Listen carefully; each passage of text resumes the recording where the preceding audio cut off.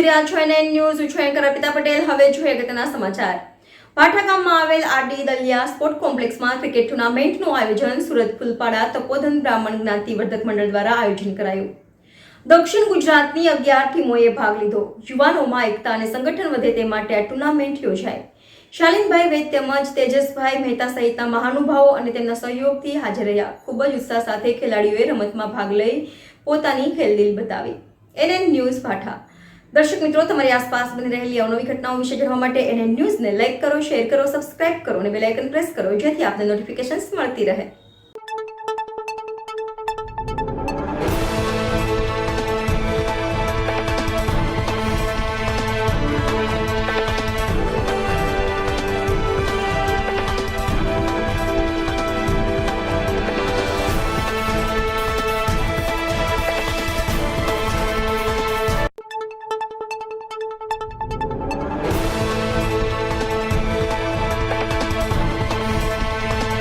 નમસ્કાર, અખિલ રાવલ.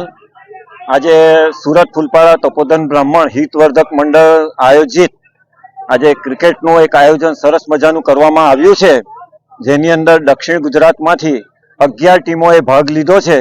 અને આ આયોજનની પાછળ મુખ્ય હેતુ એવું છે કે આજે યુવાન વર્ગોને ભેગા કરવાની જરૂરિયાત છે, જેનું આ આયોજકે સરસ મજાનું આયોજન કર્યું છે. જેની અંદર આના મુખ્ય આયોજકો શાલિનભાઈ વૈદ્ય, તેજસભાઈ મહેતા, મિતેશભાઈ મહેતા તેમજ એ લોકોની ટીમોનો સંપૂર્ણ સહયોગ રહ્યો છે. વંદે માતરમ, જય ભારત, પરશુરામ ભગવાન કી જય. જી, આપનું નામ? તેજસ મહેતા, સુરતથી. આજે સુરત ફૂલપાડા તપોધન બ્રાહ્મણ જ્ઞાતિ હિતવર્ધક મંડળના અનુક્રમે ક્રિકેટ મેચનું સુંદર આયોજન કરવામાં આવેલ છે, જેમાં દક્ષિણ ગુજરાતની કુલ 11 ટીમોએ ભાગ લીધેલ છે.